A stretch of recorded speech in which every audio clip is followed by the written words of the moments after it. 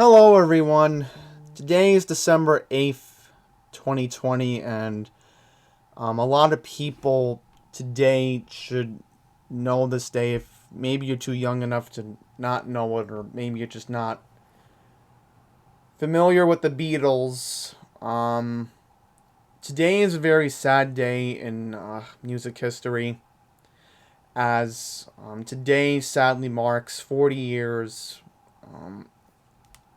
since John Lennon was shot to death by a crazed fan who was obsessed with John Lennon and did something tragic. And we're not even going to bring up this person's name because I'm a little bit emotional today because I had thought, I'd even planned this out years in advance, that I thought today I was going to be at Strawberry Fields giving you coverage of people singing Beatles songs and just gathering. It did happen today. There was a smaller presence of it, but I couldn't go because of COVID, obviously, and wish I could find my Beatles CD. So I have it somewhere. Here it is. Yeah, right here. Still got my Beatles CD. In fact, I still got it. The most important thing I want to show you, this is beautiful artwork of John Lennon right there. And I'm just emotional that today marks 40 years since his death. I couldn't even be in Central Park to at least give you coverage of what happened. So I'm going to do my best next year, try to make my way out to Strawberry Fields and pretty much do what I was supposed to do. I mean, I'll do my best. I'm not going to promise anything. I mean, I can't promise the world and all of that stuff. I mean, I'll see what I can do.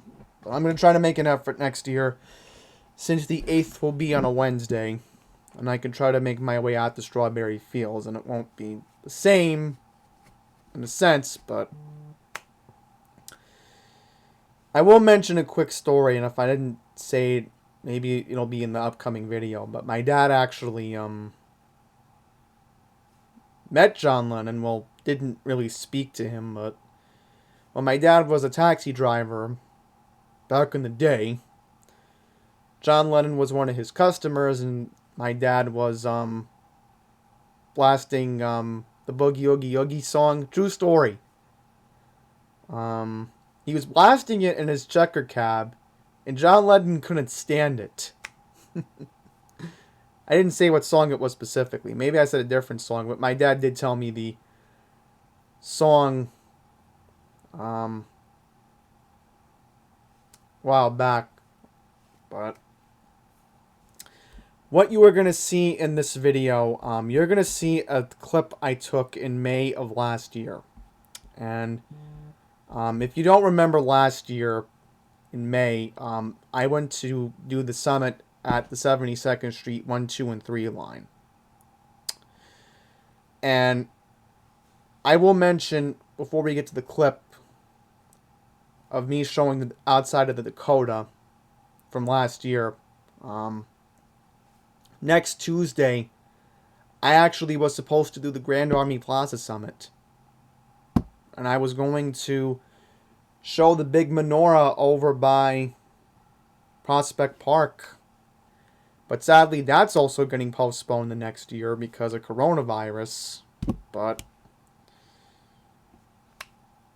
best thing I can do today is just go down memory lane before this nightmare. I'm not going to call it a pandemic. I'm just going to call it a nightmare, because that's what pretty much what it is.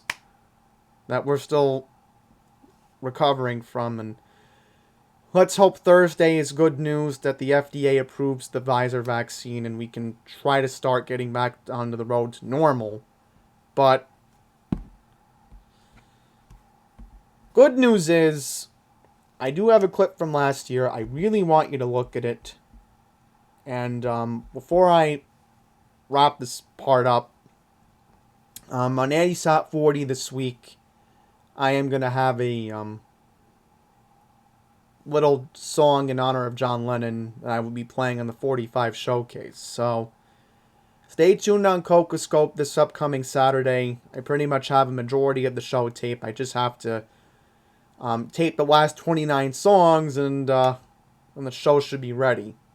But without further ado, let's go back to memory lane from May of 2019 when I was discussing the Dakota and showing the outside of the building. And by the way, it's John Lennon's former home where he lived with Yoko Ono. So here comes the clip right now. We are at an infamous building known as the Dakota. Now, I have a friend who's a Beatles fan, and I know he's been here many times. He's gone to the Strawberry Day Festival. They have a festival right here every year on December 8th to honor John Lennon. And I have a friend of mine who is addicted with the Beatles, but the only Beatles I have is the one CD. Well, that's all right. I think I have a Beatles vinyl in my house somewhere. I just don't remember where I put it at the moment. But anyhow, tragically, almost 40 years ago on December 8th, 1980, one of the original Beatles, John Lennon, was shot by someone. I'm not going to say who it was because it just makes it even more upsetting, but this is a sacred place. And as you see here, we're going to zoom in.